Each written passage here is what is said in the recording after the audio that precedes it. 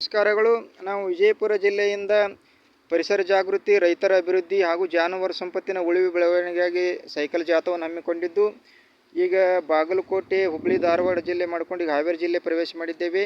ಇಲ್ಲಿ ಜಾನಪದ ವಿಶ್ವವಿದ್ಯಾಲಯದಲ್ಲಿ ಒಂದು ಜಾನಪದ ವಸ್ತು ಸಂಗ್ರಹಾಲಯ, ಸಸ್ಯ ಕಾಶಿಯನ್ನು ಕಂಡು ಹಾಗೂ ಇಲ್ಲಿ ಪರಿಸರ ಒಂದು ಜಾಗೃತಿಯನ್ನು ಕಂಡು ತುಂಬ ಸಂತೋಷಪಟ್ಟಿದ್ದೇವೆ.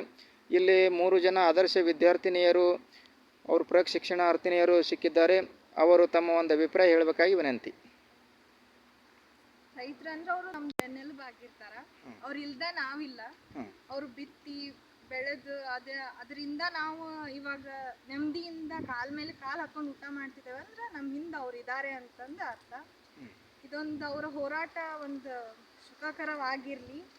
ಅವರು ಯಾವುದರ ಸಲುವಾಗಿ ಹೋರಾಡ್ತಿದಾರಲ್ಲ, ಅವ್ರಿಗೆ ಅದರ ಮೇಲೆ ಯಶಸ್ಸು ಸಿಗಲಿ ಅಂತ ನಾವು ಕೇಳ್ಕೊಳ್ತೀವಿ. ನೀವೆಲ್ಲ ಆದರ್ಶ ವಿದ್ಯಾರ್ಥಿನಿಯರು ಮತ್ತು ಒಂದು ಉನ್ನತ ಶಿಕ್ಷಣ ಪಡೆದಂಥವ್ರು. ನೀವು ಕೂಡ ಗ್ರಾಮೀಣ ರೈತರ ಬಗ್ಗೆ ಒಂದಿಷ್ಟು ಕಾಳಜಿ ವಹಿಸಬೇಕು.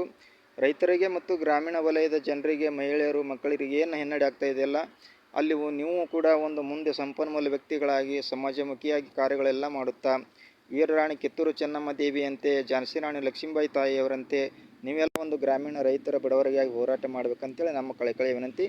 ಶ್ರೀಶೈಲ ಆಳೂರು, ಕೃಷಿ ಕಲ್ಯಾಣ ನಗರ, ವಿಜಯಪುರ ಜಿಲ್ಲೆ, ಚಡಚಣ ತಾಲೂಕು, ಗೋಡಿಯಾಳ ಗ್ರಾಮ. ನಮಸ್ಕಾರಗಳೊಂದಿಗೆ